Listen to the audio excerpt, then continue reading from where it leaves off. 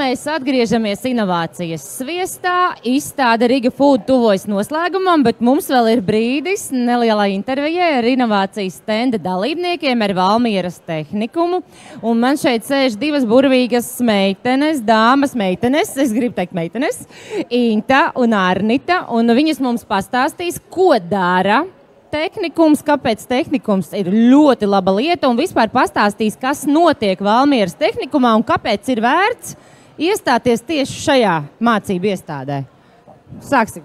Jā, priecājos.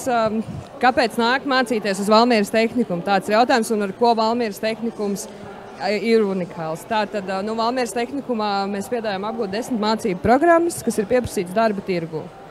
Jaunieši ikdienā strādā mūsdienīgās un inovatīvās laboratorijās. 50% tā ir praksa un 50% tā ir teorija, lai neliekās tā, kad viss mācību process aiziet tikai laboratorijās.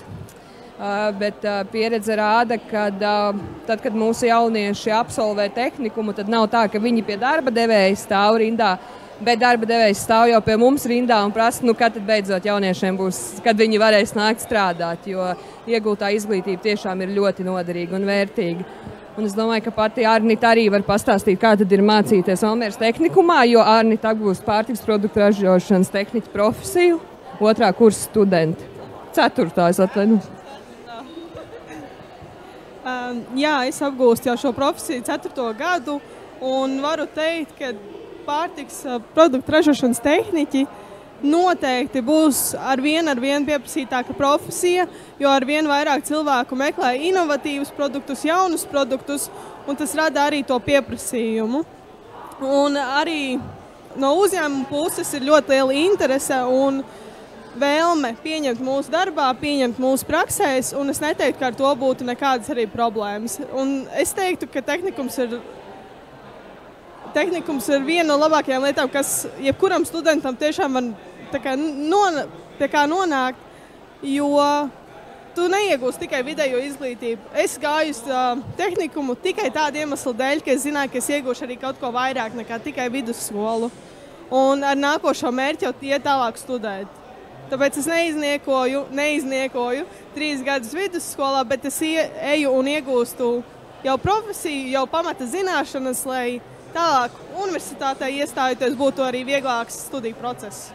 Tā, es ceru, ka visi potenciālie studenti un visi, kas vēl svārstās, uz kuru iestādi tad doties pēc 8. vai 9. klases, dzirdēja šo te komentāru un saprata, ka dodoties uz Valmieras tehnikumu, jūs apgūsiet reālu profesiju, darba devējs stāvēs pēc jums rindā un jums būs tiešām aizraujošas studijas. Kāpēc aizraujošas? Tāpēc, ka šeit uz galda mums ir tikai daži no tiem produktiem, ko studenti, kas patiesībā salīdzinājumā ar universitāti ir jaunāki, jo viņi varbūt pat vēl nav pilngadīgi. Tātad jaunieši ir paši izstrādājuši, un viņiem ir pieeja gan šīm te laboratorijām, iekārtām, viņiem ir reāla iespēja strādāt pie šiem jaunajiem produktiem, un varbūt tad meitenes pastāst vairāk, kā tad ir, cik jauns produkts gadā izstrādāt, cik liela vaļa ir studentiem, vai viņi drīkst paši izdomāt, un kā tas vispār notiek? Mūsu jauniešiem ir ļoti unikāla iespēja strādāt mācību procesā kopā ar pārtikas tehnologu, kas pašlaik studē doktorantūrā.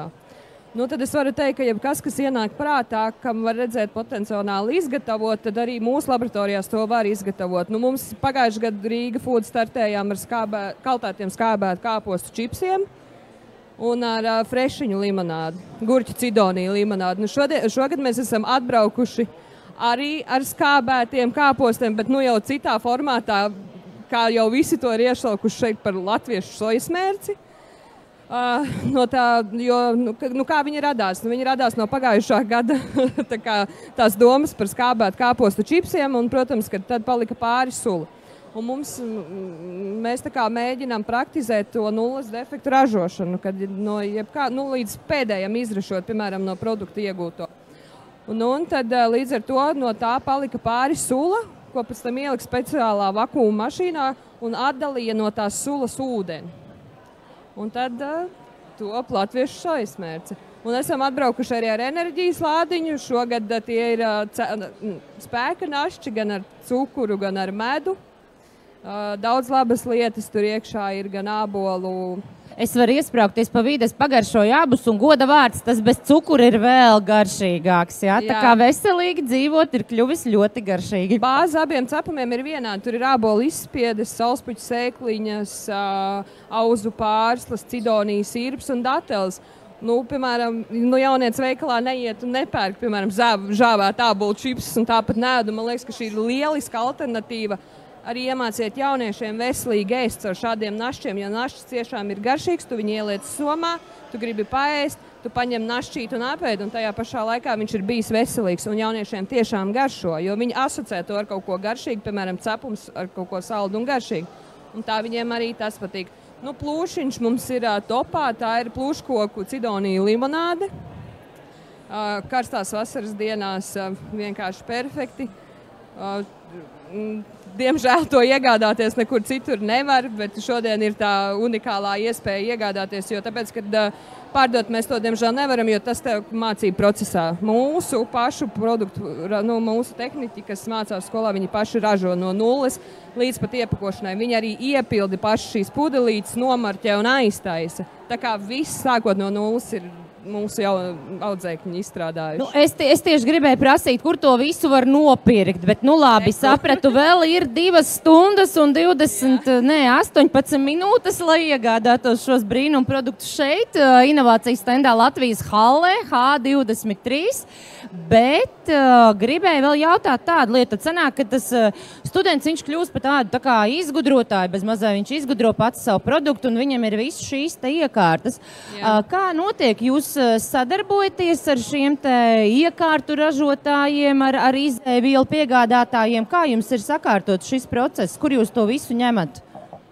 Mums skolā ir laborants, kas iegādājuši priekš audzēkņiem, respektīvi produktus. Tas, kas viņiem ir paredzēts mācību procesā un kādas izēvielas ir nepieciešams, tās tad tiek arī iegādāts, un tad jaunieši arī saražo to produktu, ko viņi ir iecerējuši saražot. Mums arī nāk arī no āras, piemēram, kaut kādu uzņēmēju, kas grib sadarboties. Viņi arī var ražot savus produktus mūsu. Es saprotu, viņi var tā kā noslēgt kaut kādu sadarbības līgumu, un tad priekš viņiem var saražot kaut kāds neliels daudzums, kas citur ir ļoti sarežģīti, nav pašiem jāpērk iekārtas. Tas ir klausieties uzmanīgi. Otrais neatkārtosim. Ļoti dārgas. Iekārtas tiešām ir ļoti dārgas un neteikšu, ka tā viegli pieejams, tāpēc tā ir unikāla iespēja atbraukt un arī no malas var savu produkciju saražot. Varbūt studentiem ir vēl ko piebilst? Izstāst kaut ko foršu, ko var uztaisīt kādā iekārtā, kaut ko tādu nedzirdētu. Nedzirdēts. Pagājušo gadu man bija savs skolēnu mācību uzņēmums, un mēs ar draudzeni ražojām pārtikas produktus ar ķirbjiem. Tātad mums bija vesela līnija ar produktiem dažādiem, kas bija ražot no ķirbjiem, un arī tajā procesā mums palīdzēja tehnoloģija. Mēs prasījām konsultācijas, viņi mums palīdzēja kā vien varēja, un mēs izveidojām ķirbju zefīrus, ķirbju sukātes, ķirbju makaroni mums arī bija. Procesā bija arī ķirbju etiķis, kas netika līdz etiķu fāzei, un vēl daudz dažādas lietas, jo it īpaši ar pārtiku. Pārtikai nav gala. Tu vari ražot arvien vairāk un arvien dažādāk. Un vienmēr tu atradīsi jaunu veidu, kā kaut ko izmantot. Es šo te visu klausos un domāju ārprāts, cik forši ir būt studentam, bet tad man radās tāds loģisks jautājums. Jūs tur saražojat to un šito un ķirbi makarons un visu. Kur tas viss paliek, ja jūs nevarat pārdot? Sanāk, jums tur tā kā naturālā saimniecība, jūs paši to visu arī apēdat ēdnīcā vai kā? Gluži tā gan nav. Viss tiek ražots tādās normas robežās, nevis tādos lielos kvantumos. Mēs gatavojamies izstādē, piemēram, Rīga Food. Mēs cītīgi, kamēr mēs saprotam, ko ražosim, kā pakosim, kā izskatīsies, piemēram, tas mūsu produkts. Tas ir darbs, laikietilpīgs darbs, un pie tā mēs arī diezgan un studentiem strādājam. Laba prakse, vai ne? Ļoti laba prakse. Tu mācēji, ja tev tagad pajautāt, uzgatavot, izražot kādu dzērienu, tu mācētu? Šo pilnībā noteikti. Tā.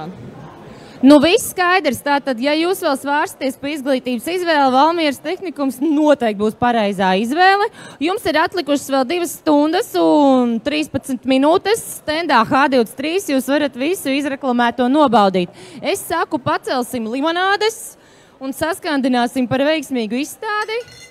Un uz tikšanos nākamreiz. Paldies! Paldies!